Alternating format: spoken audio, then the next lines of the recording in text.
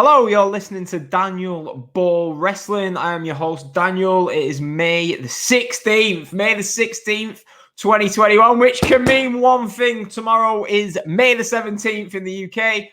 So yeah, everywhere's opening. You can go inside the pubs. You can go to the cinema. You can go to a play area if that's what you want to do. You can do whatever you want pretty much. Do you know what I mean? We're getting back to normal a little bit. So what have I been doing since it's been a bit of a gap, hasn't it, since the last podcast? I think the last podcast I did was, the week after WrestleMania. Just been really busy, to be honest. I mean, I've had people, tweeting me and stuff. Just real life's got in the way. And I've been trying to take a few days off this week so I can go out and stuff. So last week I was just probably the busiest week I've ever had as a window cleaner. So, yeah, to be honest with you, there's not really been, since WrestleMania, it was a bit like the end of season, obviously you don't get any time off in wrestling, but it's not really been much going on. I feel like Raw's been, do you know what I mean? I think the biggest thing really that I've enjoyed watching, I'm pretty sure this might be the same for everyone else, is the documentaries. There's been some fucking great documentaries on these last, 3-4 weeks. Feel like that's basically the main bit of wrestling that I've been watching. I mean, where did it start? It started with the, did they do the first one? The first one they did the Stone Cold one. The Stone Cold one, I didn't even know they was doing these A&E documentaries. But I heard about the Stone Cold one. It was all right, weren't it? It was a bit of a fluff piece. They dodged about, didn't they? The main stories with Stone Cold and stuff. But it was still a good watch, do you know what I mean? And then the Roddy Piper one was good. There was a bit of bullshit in it, but it was good. I enjoyed it. The Savage one was really interesting. Learned a lot of stuff that I didn't really know. Do you know what I mean? I only started watching wrestling late 90s, early 2000s, so I didn't really know much about Randy Savage, except him being in Spider-Man. But yeah, that was interesting. This one I watched yesterday, Saturday, yeah. Didn't go out on a Saturday because I'm saving it for tomorrow when we're allowed back in the pubs. But yeah, I watched the Booker T documentary yesterday, which was a tale of two halves, really. It was, say, the first 25 minutes about Booker T's life growing up. That was really interesting. And then he got into his wrestling career. It was interesting when he was in the territory, in the independence, the Texas scene or whatever. But then once it got to the WCW stuff, it wasn't. And the WWE stuff, it wasn't the great. We've all seen the scene where the Undertaker's doing the doing the spinneroonie or whatever. But then it was good, wasn't it? It was like a full round. I enjoyed it. I mean, next week, Shawn Michaels, it will be interesting to see how deep they indulge into Shawn Michaels, because I watched the Shawn Michaels Kevin Nash documentary. Don't know, that might have passed a few people by, but the WWE Network put on a Shawn Michaels and Kevin Nash documentary the other week, which was all right. It was all right. It was, obviously it's a WWE documentary, so you're not going to get as much as you would real life stuff as you would from independent documentary people, but it was still worth the watch. And then obviously we've had the Dark Side of the Ring Ring episode. We've had 3 episodes now. We had the 2 episodes on Brian Pillman. It's hard to say the good in it because it's such a tragic story, but it was interesting. It's hard to say you enjoyed it in it, but it was. I'll be honest with you, I ain't a guy who's afraid to say that I cried. The second one, the end of the second one, shed a little tear when it was showing Brian Pillman Jr. Talking about how he never had anyone to play baseball with or play sports with and stuff. That sort of stuff was sad. And I do think it is good. AEW are actually, I was thinking, I know it's on the back of this, but they need to, people are going to be rooting for Brian Pillman Jr. So make the most of this. This is wrestling. Yeah, you can do what you want. So book him in something. So this week on Dynamite, we've got the Varsity Blondes versus the Young Bucks. So that gives him a chance to shine on TNT. But yeah, so that was the documentary. I needed to touch on them. I think if you've been living under a rock and you've not watched any of these documentaries, I think the ones that I'd say go and watch, the Randy Savage one. To be fair, the Nick Gage one, I didn't even touch on that. I watched that yesterday as well before the FA Cup final. What a goal by Tillemans, by the way. How great was it, by the way? If any of you watched the FA Cup final yesterday, which I hope you did, I know some of our Americans, to be fair, Americans like football now, I think. But yeah, that Chelsea-Leicester game yesterday was great just to have fans back, and I really enjoyed that match. When Chilwell got the goal disallowed, oh no, I was like, wow, I would be heartbroken if I was a Chelsea fan. But yeah, I was glad to see Leicester win the trophy. Sorry, Martin, if you're listening. I was glad Leicester won it. Jamie Vardy, loving life. But yeah, we went from Nick Gage to Jamie Vardy. How does that happen? But yeah, the Nick Gage one was really interesting. There's stuff on there that I didn't even know. So I'd say if you're going to watch anything, watch the Nick Gage one, watch the Randy Savage one, and I'd probably say watch the Brian Pillman one. Like the other ones are good if I don't know, if you've been out, if you're having like a SETI day or something, just shove it on. It passes a bit of time. They're interesting watches. But I definitely say watch the Nick Gage Dark Side of the Ring, and I definitely say watch the Randy Savage A&E documentary. But yeah, so that's the documentary. As it always seems to be, late April, May seems to be documentary season. I think it was last year where we was watching, what was it called? The Undertaker one, that Undertaker documentary, The Last Ride, was it? And then obviously the great Michael Jordan documentary, which was fucking brilliant. That was unbelievable. What was it even called that? What was it called that? I'm going to have a quick look. As unprofessional as ever. I bet someone here, I bet you're all sat there screaming at your screens, shouting the name of this documentary. Michael Jordan documentary. The Last Dance. That was seriously good shit. Absolutely love that. As I can see, my Wi-Fi signal's playing up, which is no surprise to anyone. But yeah, so basically the reason that I'm doing this podcast tonight is obviously tonight is WrestleMania Backlash, and I do like to review the WWE pay-per-views pretty much straight after I watch them, but I'm not staying up to watch tonight, which is quite a rarity for me. As I say, the pub's open tomorrow, so we're going to the snooker hall at dinner time, and then followed by a few pubs. So I don't want to be like knackered for tomorrow, so I'm going to have not an early night. Obviously, the pay-per-views are midnight till 3 in the UK, so I'm going to get up early, watch it in the morning. I thought I don't want to be like, as my day off, I don't want to be taking notes and fucking, do you know what I mean, plugging this in, getting it uploaded, rushing about. So I thought, you know what, I've wanted to talk about a few certain subjects here, so I'm going to talk about that. And then probably at the end of the week, if I'm still in the fit state of mind, I will review WrestleMania Backlash. And yeah. So, but some of them subjects that I did want to talk about here. Now, this is the thing. I've been talking about this story for what feels like years on the podcast, but it actually happened. After WrestleMania, Daniel Bryan's contract expired with the WWE. It expired, yeah? All this time, people are always going to re-sign. Originally, it was thought that his contract was expiring in September, but I think it was Meltzer who said this, that his contract actually expired at midnight after that. It reminds me of CM Punk, at midnight after the match with Roman Reigns on Smackdown. So that was earlier than everyone had anticipated. I mean, he'd been doing interviews in the press leading up to WrestleMania, talking about how he wanted to have a match with Jungle Boy and all these matches interested him. He wanted to go and work about, do his hair his mass match in Mexico. And everyone was like, oh, what a load of shit. Typical Daniel Bryan saying this, saying that. But people can say whatever they want, unless we're being worked here, which you can never rule out in wrestling. His contract's expired. He's a free agent. He could turn up on AEW this Wednesday. Whether he will, whether he won't is a big thing. But people are saying, look, he needs. I've heard an argument, like a lot of people. I'll be honest, my opinion. People seem to be afraid to say their opinion. I'm not. Just let me get a bit comfy. Afraid to say their opinion on this, and I'm not really sure why. I've listened to some the top sort of reporters, podcasters, and it feels like they're shying away from it. I ain't afraid of shying away from it. If Daniel Bryan cares about his wrestling career, if he's not just, I don't like saying he's not in it for the money, but if he just wants an easy last 5 years of his career, if he wants to chill at home with his 2 kids and his wife, and he's not, do you know what I mean? He's not actually got any ambition, is that the right word? Then, yeah, he'll sign with WWE. I love Daniel Bryan. I hate the term favorite wrestler, but it's probably what it is. I was fucking gutted when he fucking retired that night in Seattle all them years ago. But if he cares, if he's actually bothered, if he signs with WWE, re-signs with, I don't want to hear any of these interviews with this, with that, talking about how he wants to sign, how he wants to face this guy, or he wants to face that guy. Do you know what I mean? I don't want to hear it anymore. That's done for me. Forget it. I'm not going to not like him anymore because he stayed with WWE. But I don't want to hear all this. Do you know what I mean? All the teasing he's going to go somewhere else, because he's not. Yeah, that's it.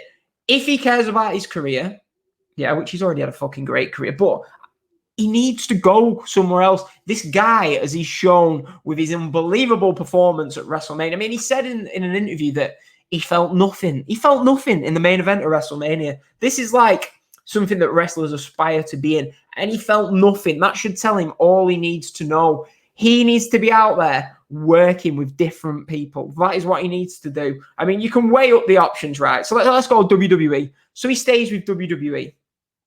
What does he do? Do you know what I mean? People are like, oh, he can have this match. He can have that match. It's probably not going to happen. Let's be honest. March 2018, let's take you back to that, when the news just randomly came out on that Tuesday afternoon that Daniel Bryan had been miraculously cleared. Yeah, he'd been cleared. 2018, so that would have been, you know what I mean, around the time that All In was announced. So I've got my own opinions about that, but they just miraculously cleared him, yeah? And then I just remember everyone, including myself, was stupid enough to be like, oh my God, we can see long feuds and great matches with like some Nakamura, who was like a top guy at the time, Roman Reigns, Seth Rollins, The Miz, because The Miz, they had that ready-made thing from Talking Smack. And really, what did he do? Yeah, there was the great Kofi Kingston WrestleMania match, which I was lucky enough to be there for. There was the triple threat match from this year's WrestleMania, which was great. But in that 3 years, what did he actually do as substance in feuds? The first feud they gave him, I've just listed off Nakamura, Roman Reigns, Seth Rollins, The Miz. There's probably others, do you know what I mean, that have gone and come and gone since that point, right? Who did WWE have him feud with? Big Cass. Big fucking Cass. That was Vince McMahon's idea. Oh, Daniel Bryan's back. Oh, we're not sure if he's going to do you know what I mean? He's like, is he going to be all right in the ring? Let's have him feud with Big fucking Cass. No offense to Cass, he's done well. He's turned his life around, but he's mediocre at best. Nobody wanted to see Daniel Bryan against Big Cass, but no, that's what we got, yeah? And then he went on throughout the summer. He feuded with Big Cass. Big Cass eventually left WWE after that feud, yeah? Then we finally get the Miz feud, which was just thrown together. They had the match at SummerSlam, which I'll be honest with you, I only remember because I watched another documentary, that Miz 24/7 documentary, and I was like, oh shit, yeah, they did have that match, didn't they? And then they had that weird match, do you remember, in Saudi Arabia in like October of that year, where it just like went 3 minutes and he just lost. And it was like, what? And then from there on out, they put him in a feud with AJ, and apparently Bryan was the one who pushed the turn heel because he clearly knew he was going nowhere as a face. But the fans, I ranted about this at the time, and everyone was like, oh, this heel character's great. Listen, in wrestling, it's easy to have a great heel character. It's a lot easier to work heel and get over than it is to work babyface. Anyone with any bit of talent can work heel. Obviously, the ones who are great at it will be great at it, yeah? But you had Daniel Bryan for years. It was 4 years pretty much. People were pining for him to be back in that ring. He had that little 3 months in 2015. 4 years pretty much out of the ring, yeah? They could have had their top babyface that they're screaming out for now, by the way. And no, what did they do? They shoved him in a feud with Big Cass, had him be a babyface for 6 months. If he didn't, where was the thing that Edge got with, the Royal Rumble win, the return, the babyface title win at WrestleMania, which Edge didn't get, by the way. Where was that? No, let's turn him heel. Let's turn him heel and have AJ be the face. AJ Styles, what did they do? He got turned heel like a year later. And yeah, he had that great, the whole vegan and, do you know what I mean? The whole character they had. It was great. I enjoyed it. But as much as I enjoyed those promos, yeah, about them being sheep, yeah, about the crowd being sheep, so I'm just thinking of the promo in my head, yeah, he should have been at the top of the card as a babyface. As a babyface, it was just common sense. Dude, Vince McMahon has lost the fucking plot. Let's be honest. As much as I like WWE, he's lost the plot, yeah? He didn't even get the feud with Roman Reigns. He should have held that off. I was saying that if you listen to all our Road to WrestleMania shows, should have held it off until fans were back, but they didn't.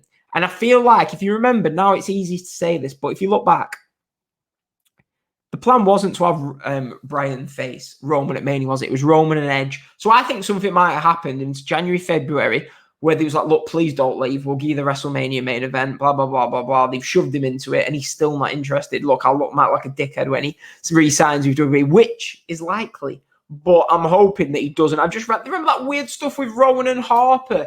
Fucking Brody Lee. But do you know what I'm saying? All that stuff. 3 years, and what feuds did he have? He had the one with AJ. The month feud with Kofi. Anything else? No. Nothing of substance. So don't waste another 3 years. Is he coming up to 40, maybe 39, 40? Yeah. Sign with AEW, yeah? You've got Omega, Moxley, Jericho, Jungle Boy, plenty of others, Darby Allin, yeah?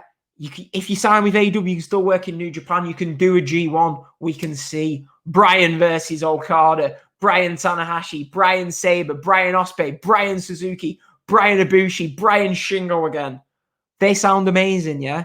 He's got all these great opponents he can work with, fresh, and he won't be WWE working the WWE style of match. He'll be working his own style of match. So we're going to find out now in the next few months, if Daniel Bryan has any care about his career. Because if he does, he'll leave.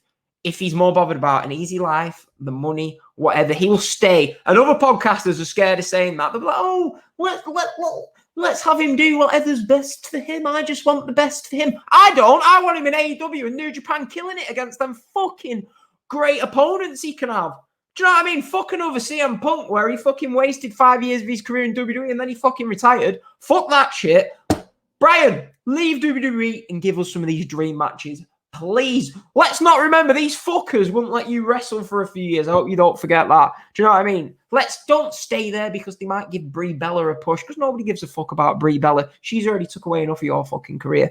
Anyway, I'll probably get cancelled for saying that, and some little bitch on Twitter will be like, oh, you shouldn't say that about Daniel Bryan. Look at this guy. Yeah, get yourself to the pub and have a pint, you fucking loser. Right.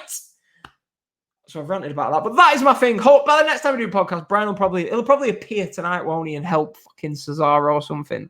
But yeah, let's just run around. Do you know what I mean? I'll be honest with you, my mate's coming from Leeds. His train arrives.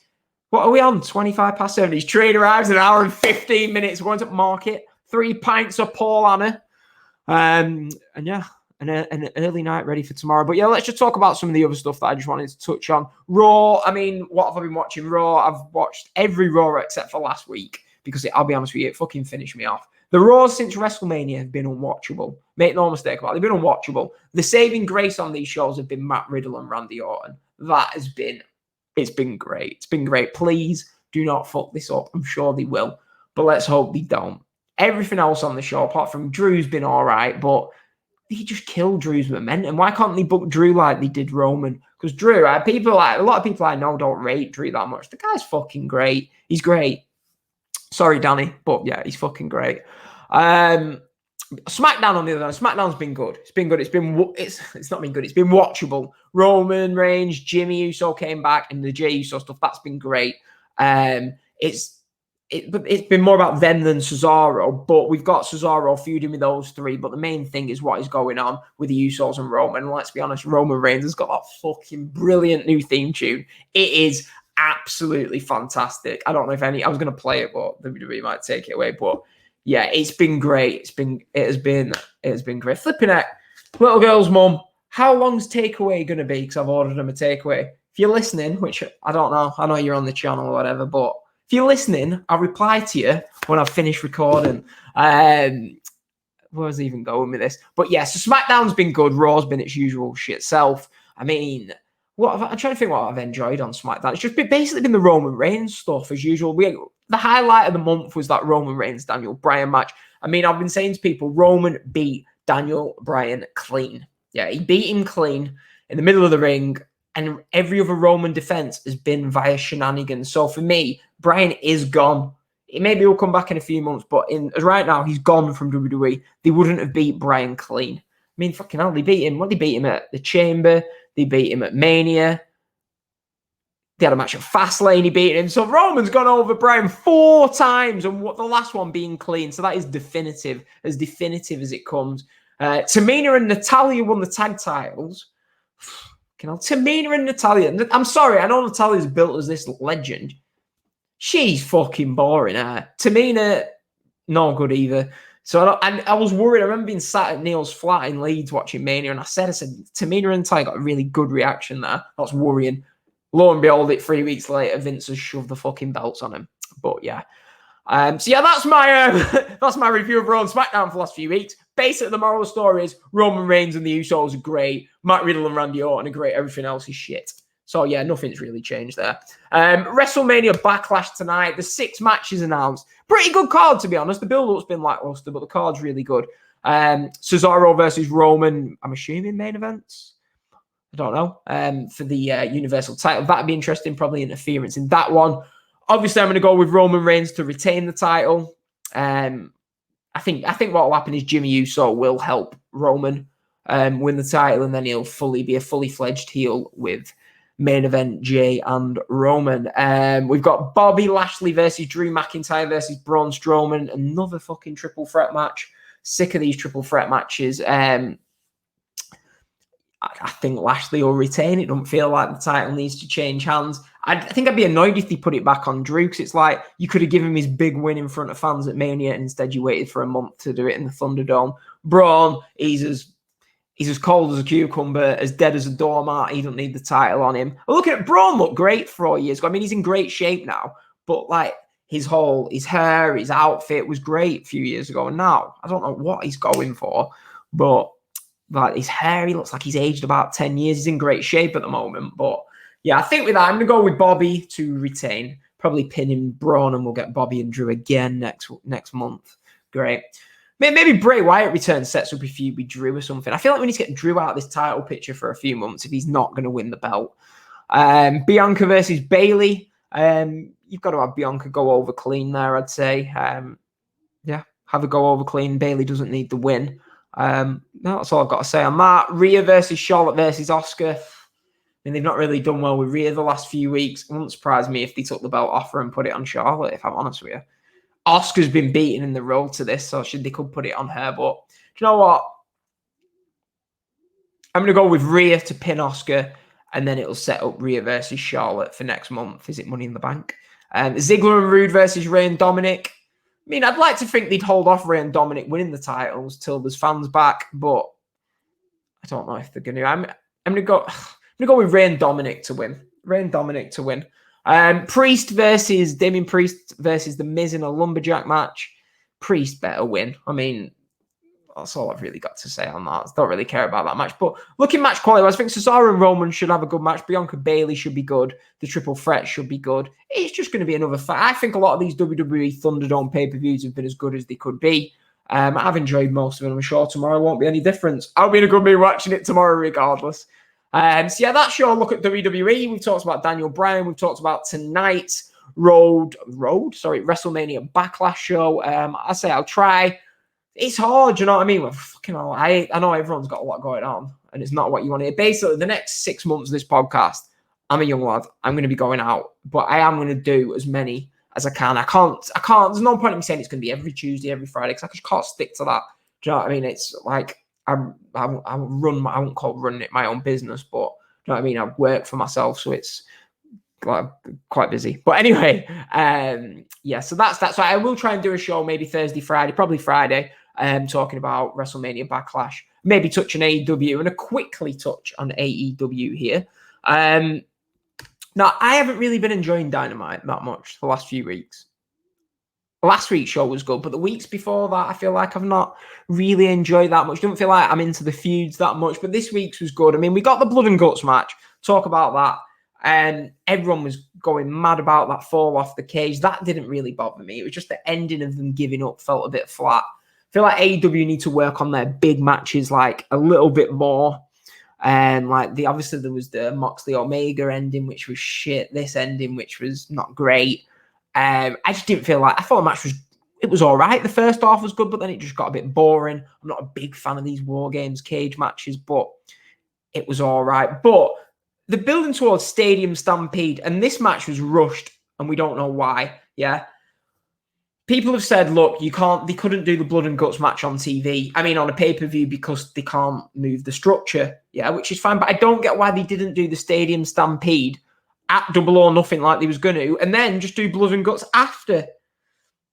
It is a bit confusing. It doesn't really make sense. I don't think the Pinnacle were although Jericho's been feuding with MJF for months, I don't feel like the Pinnacle were as established as they should be to be in a Blood and Guts match. And that's my opinion on that.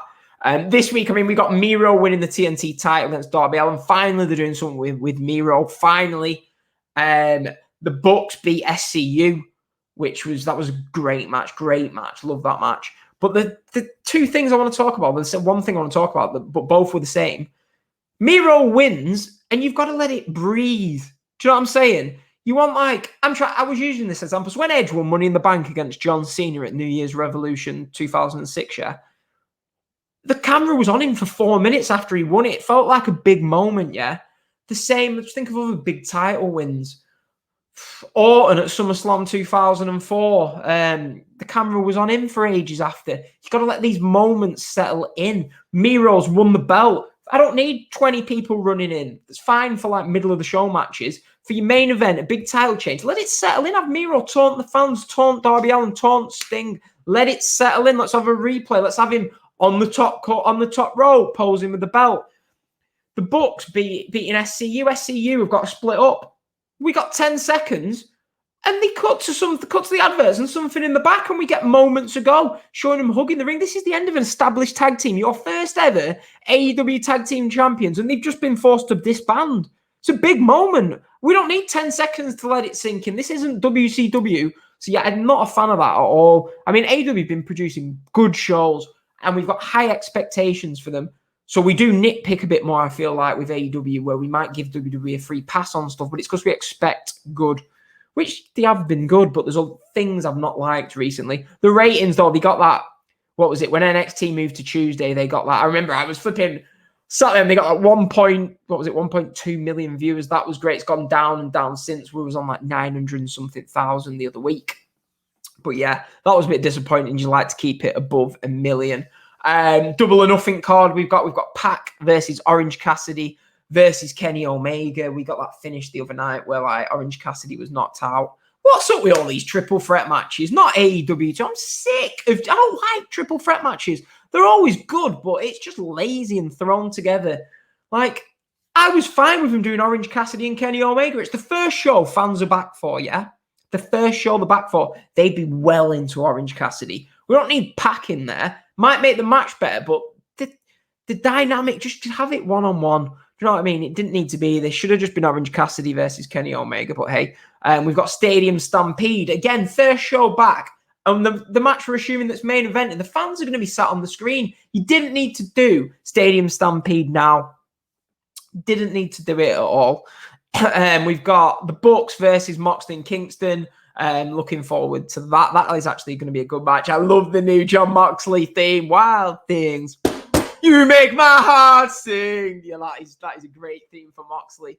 That was a great match, wasn't it? I love that match on Dynamite this week. That was a fucking great match. And yeah, trying to think, did he even face it? Can I get confused? It went. Wow, my mind has gone blank. It wasn't Kojima, was it? What the hell am I on about? Oh, Nagata. Well, I didn't even have that on, by the way. Nagata, it was Nagata. I prefer Nagata to Kojima anyway, but Nagata, that was a great match, Corey. I've got my mind on this Paul Hammer. Moxley against Nagata was a great match. A really good match to open Dynamite this week. So the matches were really good. It was just some of the booking overall I didn't really like. Cody versus Anthony Ogogo. Weird Cody promo on Dynamite this past week. Let's see what they can do with Ogogo. Britt versus Hikaru Shida. Finally, we're getting that match. Have it main event. Fuck it. Do you know what I mean? Britt Baker's a star. I'm more into that match than I am Pac versus Orange and Omega. But yeah, the card, I feel like it could be better. If they knew this was going to be their first show with fans, they could have made it a little bit better. But hey, there'll be stuff on it that I'll enjoy. I won't be watching the show live because it's my 30th birthday that day and I will be out. But yeah, that's AEW. Some positives, some not so positives. I really enjoyed Dynamite this week. Match quality-wise, just some of the booking I've not been so sure on. But one thing before we go, obviously, this should have been the big baseball stadium show for New Japan this weekend. Then the Tokyo Dome, Ospreay versus Okada at the end of May. But that's been cancelled because Tokyo are in a state of emergency. So yeah, hopefully, our dream of Wrestle Kingdom next January, attending that for the 3rd year in a row. 4th year maybe looks to be down the shitter. Hopefully they work stuff out there. But yeah, that's cancelled. New Japan are going to be off until the start of. Oh, she's got the takeaway. Great. They're going to be off until the 50% off Uber Eats. So I thought, you know what, get me daughter a takeaway. Actually, I didn't even pay for it. So what am I on about? I ordered it though with my discount code. But yeah, Ospreay Shingo. Match of the year so far. Originally, I had Ibushi Jay White as my match of the year. But this Ospreay Shingo match, it was the 4th in their series. They had that It was my match of the year in 2019, Ospreay Shingo, the final of the Super Juniors. I thought this was better. I think I probably have to watch them both back to back, which I don't have the time to do. But I feel like I enjoyed this match more. We had a clap crowd for them to get to the levels that they did. 45 minutes. It wasn't too long, which some of the New Japan matches recently have been, but this was just fucking great. Go and watch this match. Ospreay, best wrestler in the world, along with Shingo, the best two wrestlers in the world. How can you not like Will Ospreay at this point? Shingo is a certified main eventer in New Japan. Push this guy to the top. And I want to see Ospreay Shingo matches for years to come. I mean, I think this might be a sign with having to cancel Okada Ospreay. Just keep the belt on Ospreay. Have Okada win the G1 and have Okada take the belt off him off Wrestle Kingdom and keep having Okada beat Ospreay in the big ones before eventually Ospreay, as a babyface in a few years' time, gets his big moment. But yeah, people have been saying New Japan have gone down the shitter. Apparently, New Japan isn't what it used to be. I just want to say this to you. Jeff Cobb versus Shingo. Okada versus Ospreay. Ibushi versus Naito. Ibushi versus Jay White. Shingo versus Tanahashi. Ospreay versus Ibushi. Shingo, Ospreay, New Japan Cup final. Shingo, Ospreay, Wrestling Dontaku. Have I named 8 matches there? They're the best 8 matches of the year. Do you know what I mean? If that's New Japan going to shit, then I don't know what's not, because even though the undercard shit, yeah, it's like boxing, undercard shit, as long as they're delivering main events that are great, I couldn't give a flying fuck. New Japan's main event scene, headlined by Ospreay, headlined by Shingo, has been fantastic this year. People want to shit on New Japan. I don't care about if the undercard's boring. It's never been great, really. Let's be honest. We've had shitty 6-man tags for years. I would prefer maybe the semi-main event and the match underneath would be better, but the main events are killing it. So yeah, Ospreay and Shingo are great. Raw's boring. Smackdown's watchable. AEW's great, but they can't get the main things right. And Daniel Bryan's flirting with leaving WWE. Nothing changes, does it? But yeah, that's the podcast for today. We've gone 32 minutes. I've got an hour until my mate's train arrives and we're going for a Paul Anna. I'm going to have a shower, upload this to YouTube, and yeah, I will be watching WrestleMania Backlash in the morning. I will be going to the pub. Oh, that sounded great. I'll be going to the pub Monday, Tuesday. Yeah. I will speak to you hopefully on Friday talking about WrestleMania Backlash. Thanks everyone for listening. Share the show. Keep subscribing. I don't even know what we're on, like nearly 21,000 followers on Twitter, which is fucking remarkable, especially seeing how inconsistent our shows are. YouTube, subscribe to that. Keep listening on the downloads are great on Apple Podcasts, Spotify. Give us a 5-star review on Apple Podcasts. On Twitter, it's at Daniel Ball Pod. Try and be back on Friday for you. Talk about this WrestleMania Backlash show. Hopefully Daniel Bryan don't return tonight. Yeah. See you later, everyone. Have a good day. See you later.